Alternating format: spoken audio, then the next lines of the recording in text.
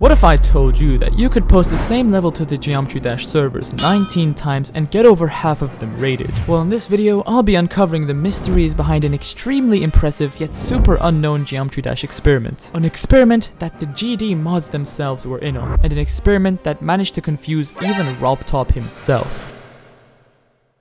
Around June last year, a player by the name of Seru Fifi would get the idea for an incredibly unique project after playing some old Geometry Dash levels that were built for some previous contest of some sort. It was then that he got the idea to start a project where a ton of people would decorate the same layout and he would try to get as many of them rated as possible. Now personally, I find this to be an extremely intriguing idea, as it directly tests the Geometry Dash rating system. Imagine being RobTop and getting sent the same level 19 times but just with different decoration for each version. It begs the question, is decoration the only thing that matters when it comes to a level getting rated? And if the answer is yes, then please someone tell me how levels like EXO or Conical Depression got rated despite having god-awful decoration. And you know what? You could argue that the gameplay is even worse. I mean, look at this level. I'd rather jump off a cliff than play this in practice mode for even 5 minutes. Now, a project like this would be pretty difficult to pull off, and I imagine it would be even harder to get RobTop's own mods to join in. Well, apparently not, because the madman did it anyway. But how exactly? Well, I don't know that part, but I do know how the rest of the project was set up. Step 1. Host a Discord server and invite a bunch of your friends and tell them to invite their friends so you can quickly fill up the server. Step 2. Collectively vote for a song and choose someone to make the layout that everyone in the server is going to be decorating. Step 3. Set a month-long deadline and let people build whatever they want, still strictly following the layout of course. And step 4. Get everyone to release their finished levels exactly at the same time on the 1st of July 2021. And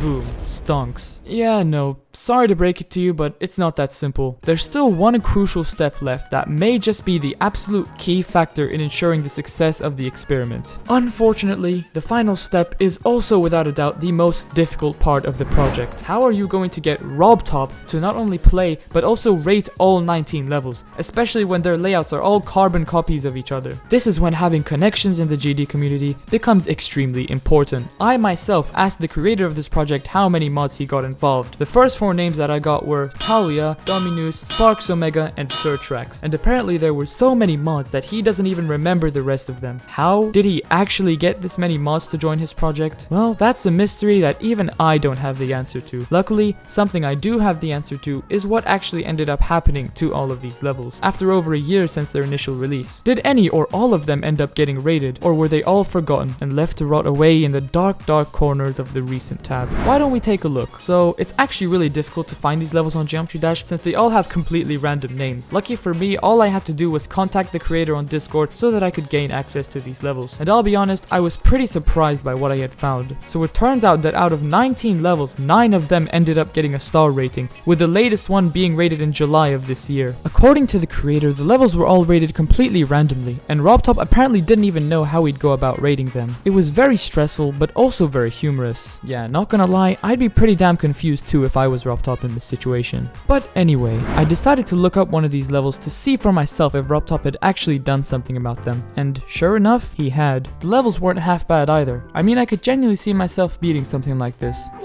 Oh, never mind, I guess. If you think about it, that's like RobTop rating 9 different remakes of Sonic Wave, for example, which, now that I think of it, actually doesn't sound so far out of reality. Technically, the project is still ongoing. If 9 of them already got rated, then I think we can reasonably expect every single level to get rated sometime in the future. I guess the moral of the story is that RobTop doesn't actually give a shit about the level's gameplay, and although it is still important, nowadays, decoration is the only thing you really need to worry about, unless you're Kurmal, in which case you could accidentally upload an undecorated copy of Stereo Madness and still get a star rating. I don't know, RobTop just has a bias for him or something.